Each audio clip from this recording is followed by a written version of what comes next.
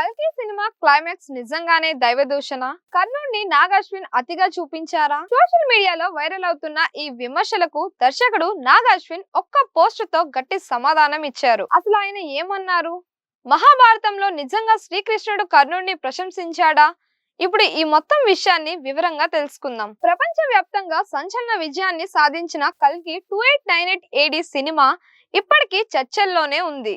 Visual effects, కథ, పాత్రలు, పురాణాలను భవిష్యత్తులో కలిపిన తీరు ప్రేక్షకుల్ని ఆకట్టుకున్నాయి. ఇప్పటికే కల్కి పార్ట్ 2 కోసం అభిమానులు ఆసక్తిగా ఎదురు చూస్తున్నారు. అయితే ఇటీవలే సోషల్ మీడియాలో మరోసారి ఈ సినిమా క్లైమాక్స్ పై పెద్ద ఎత్తున చర్చ మొదలైంది. ముఖ్యంగా కర్ణుడి పాత్రను చూపించిన తీరు కొందరు నెటిజన్లకు నచ్చలేదు. అక్కినేని అఖిల్ నటించిన లెనిన్ సినిమా విడుదలైన తరువాత సోషల్ మీడియాలో ఒక పోస్ట్ వైరల్ అయింది. ఆ పోస్ట్ లో ఒక నెటిజన్ నటుడు ప్రమోద్ పంజు నటనకు ప్రశంసిస్తూ, అదే సమయంలో కల్కి సినిమాలో కర్ణుడిని చాలా అతిగా చూపించారని విమర్శించారు. అంతేకాదు సినిమా క్లైమాక్స్ ను దైవదూషణ అంటూ అభివర్ణించారు. ఈ వ్యాఖ్యలు సోషల్ మీడియాలో పెద్ద చర్చకు దారితీశాయి. కొంతమంది నెటిజన్లు నాగ్ అశ్విన్ పై విమర్శలు చేయగా, మరికొందరు మాత్రం దర్శకుడికి మద్దతుగా నిలిచారు. ఈ విమర్శలపై దర్శకుడు నాగ్ అశ్విన్ ఎట్టకేలకు స్పందించారు. ఆయన ఎక్స్ వేదికగా మహాభారతంలోని ద్రోణవధ పర్వంకు సంబంధించిన ఒక పేజీ స్క్రీన్ షాట్ ను షేర్ చేశారు.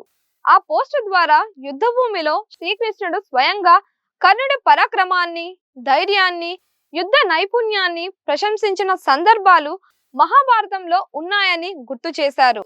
విమర్శలు చేసే ముందు మహాభారతాన్ని పూర్తిగా చదవాలని, లేదా కనీసం శ్రీకృష్ణుడు కర్ణుడి గురించి ఏమన్నాడో తెలుసుకోవాలని సూచించారు.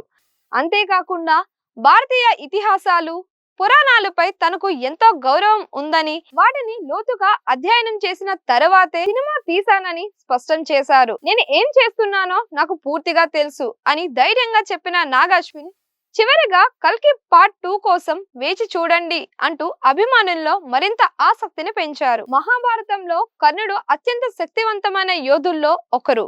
అతని దానగుణం, స్నేహానికి కట్టుబాటు, యుద్ధ నైపుణ్యం ప్రత్యర్థులు కూడా అంగీకరించిన గొప్ప లక్షణాలు. శ్రీకృష్ణుడు కూడా అనేక సందర్భాల్లో కర్ణుడు ధైర్యాన్ని, శౌర్యాన్ని ప్రశంసించినట్లు మహాభారతంలోని కొన్ని భాగాల్లో ప్రస్తావనలు కనిపిస్తాయి.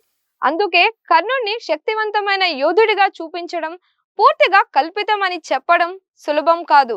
అయితే సినిమా అనేది సృజనాత్మక మాధ్యమం. అందులో దర్శకుడు కథను మరింత ప్రభావవంతంగా చెప్పేందుకు కొన్ని సినిమాటిక్ మార్పులు చేయడం సహజమే. నాగ్ అశ్విన్ పోస్ట్ తర్వాత చాలా మంది అభిమానులు ఆయనకు మద్దతు తెలిపారు.